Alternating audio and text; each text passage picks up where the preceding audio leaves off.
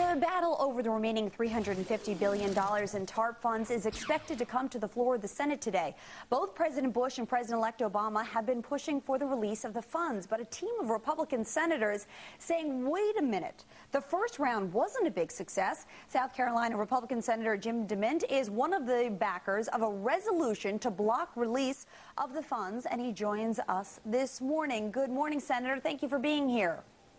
Good morning, Alexis. So you're basically a co-sponsor of a bill which is a resolution to disapprove the release of those $350 billion of funds. Tell me why you're doing that.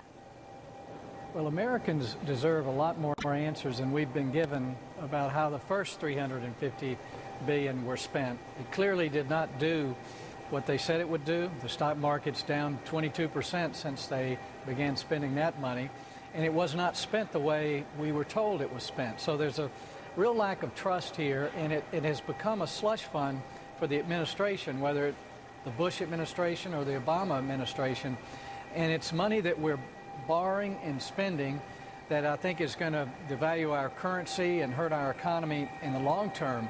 So it's very difficult for us to see how throwing more money at the wall at this time is going to help. Recessions are created by uncertainty, and this action by the government is actually creating more uncertainty than doing what it needs to do, which is fix the systemic problems which have caused the credit problem as well as the economy itself.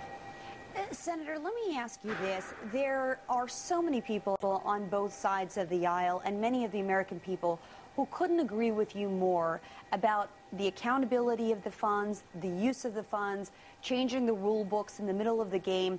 On the other hand, there are plenty of experts out there and economists, including the Federal Reserve Chair, who say, wait a second, we haven't given enough time to see the results of those capital injections or the use of some of those TARP funds. How do you respond to that? Well, we'll wait and see, but so far everything they've told us has not been true or has not worked out the way they said. Last year we had about 4 different episodes of economic stimulus, of checks that went to people and mortgage bailouts. None of what they said would work has worked so far. So it's really hard to believe that they know what they're doing at this point.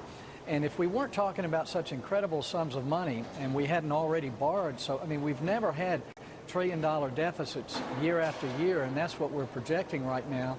And there's no way you can have that much of a deficit without creating real problems with your currency long term. But the key here is, Alexis, is the uncertainty that is in the market right now is not being addressed. The causes of this financial problem are not being addressed. And we need to look at how to create a business environment that's more predictable than it is today.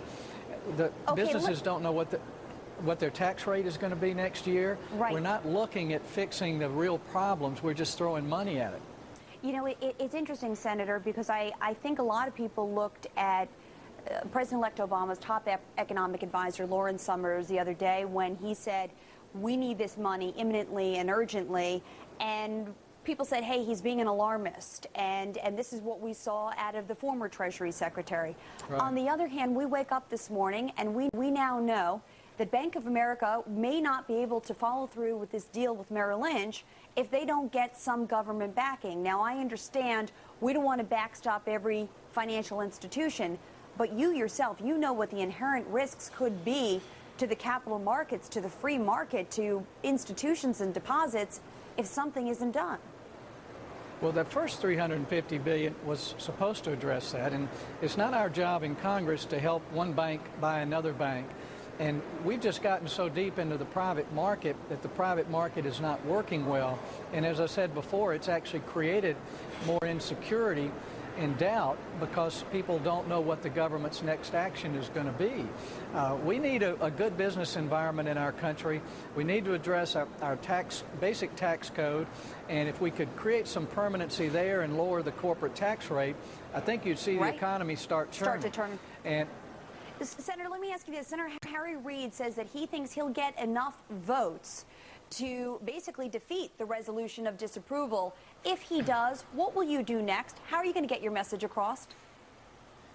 Well, we need to keep taking this message to the American people because they intuitively know something is wrong up here, and the government is overreacting to everything that comes up. It's not like we're acting like there's a crisis, because every week we're passing other bills that expand the government in some way. We came last weekend to vote for a huge pork bill with lots of earmarks in it. Congress is not pulling back on regular spending, yet we're in effect asking Americans to sacrifice during this economic time. The only way to stop this is to get Americans to call their senators today.